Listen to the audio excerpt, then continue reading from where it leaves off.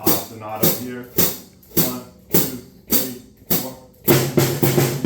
1 and 2, 3 and 3. And then with my grid, 1 and the 2 and the 3 and the 4 and I'm hearing that grid the whole time, and then that's giving me other possibilities just by knowing that that grid is there. Maybe I'll add something here, give it a little bit more of a push.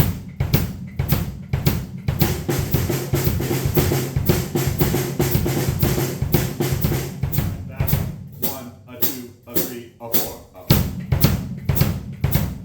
Giving that little anticipation note, kind of like a samba feel, right? Brazilian vibe.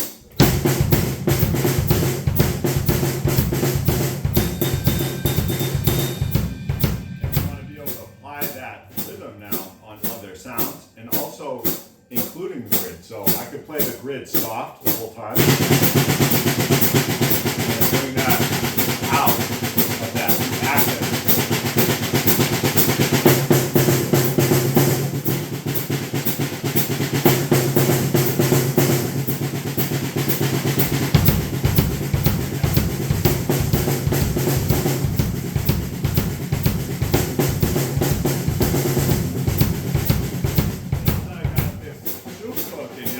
Gumbo, I'm like, okay. Add a little cayenne, you know what I mean?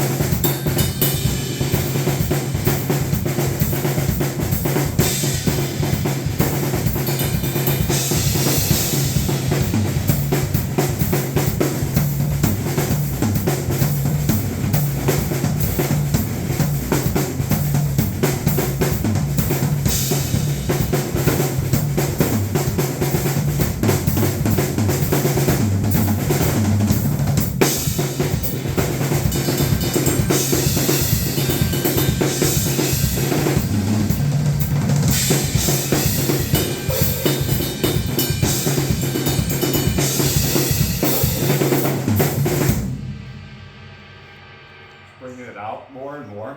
Did that, yeah. Letting it cook, letting that thing come to a boil. I mean, it sounds like two drum kits. Yeah, because you get that bass going, and then you start to rely on that bass, and you start to trust that that's going to be there for you. And then you're able to then sit a level up, and now I've got a new canvas, right? So I had to build the first layer, and now I have, okay, I can start to decorate on top like a painting. I feel. 100%. Yeah, so. It's amazing. Thank you. You got more bright colors you can bring in, you know, start to add. And then little things that you do naturally as you go, that musicality piece is like, I hear something slightly different that I want to incorporate. Sometimes I make myself wait for it because you got to establish the bass rhythm.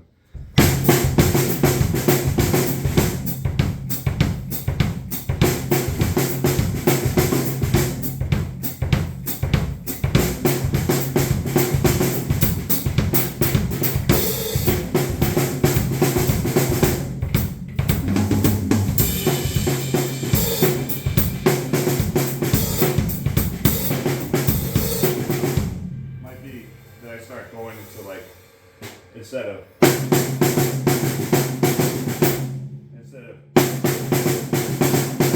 might be that little variation, then that one, and then change the beginning, keep it in the same. Flip it.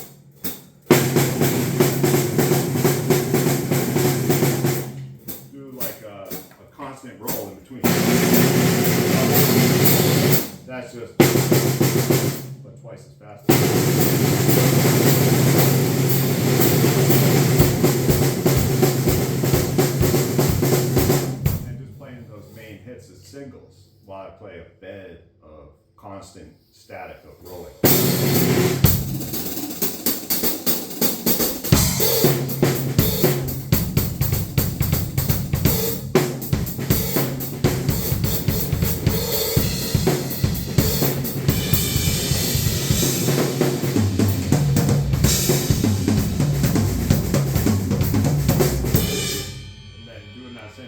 Where moving the accents, orchestrating again on top of the new vibe that you're setting out. Now you have another layer to work with, and you just keep stacking layers, and then sometimes stripping away too, because deletion is also powerful.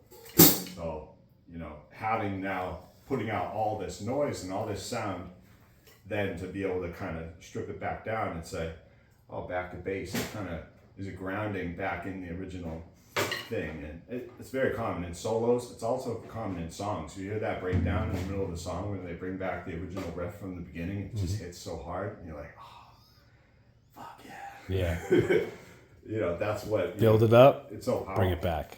Yeah. So it's like you start with this thing, like the original idea, the fact that you're making a song or a piece of art at all in the first place. It's like the Big Bang, just because you set it off and now into motion. Now Sure. you're just letting it expand and evolve into whatever shape and form it wants to take. And sometimes you see all these different possibilities. If you're improvising, the magic of that is you're seeing it live as you do it, right? If you're following a song, that's a more controlled environment in the sense that it started as that Big Bang.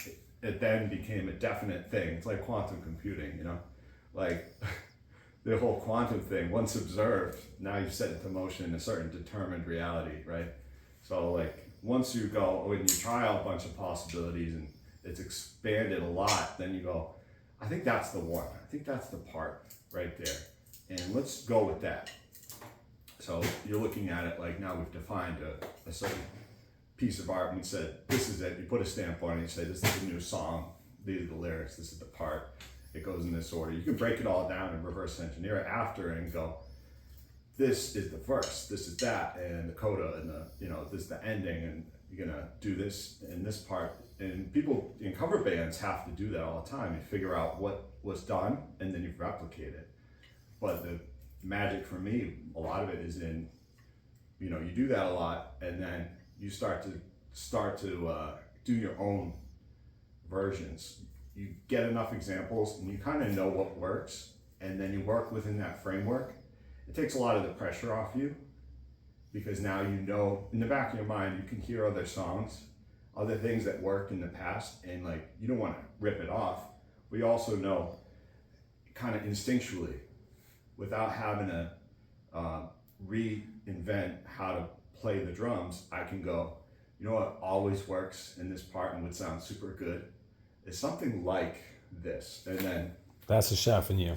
Yeah, because you've earned that. You've have the breadth and the depth to be able to do that. Yeah. But like you go to a cover band, and you're like, man, that guy killed it. He did it. He nailed it. Versus the nuance of like you've done it so many times and you add your own flavor, but it doesn't take away from it. It doesn't bring even that much attention to you. It just kind of It gives you that. Yeah, absolutely. And you take a song that you've learned and 10 other songs like it, and you don't have to even have them top of mind, but they're there at the back. And then because you put in the reps and you learned 50 songs or 100 songs, or look at like Sean Pelton from SNL, the drummer. I met him and he was explaining how they have at SNL like 700 songs, a book that they all have to learn in the band. And then the band director will call out, like, these are the songs we're gonna play for this show live tonight. And they all practice all the time, so they know all the songs. And they have like charts that they all look at. Sure. Each guy has their chart, and they'll say, okay, open to this song. They'll open the book to that song, they put it up, they fucking play it. And they're so good at what they do because they just do this. They all know all the songs. When you know that many songs, you don't need to reinvent the wheel. You have so many different things to draw on, and you can just play that feel, that vibe. A lot of what he did and does today still is like just provide groove and feel for that band. It sounds so thick, so just juicy. It's a juicy band. That when they go in and the horns come in. I love horns. Yeah, man. Even just the end of SNL when the band comes on and it's that slow groove.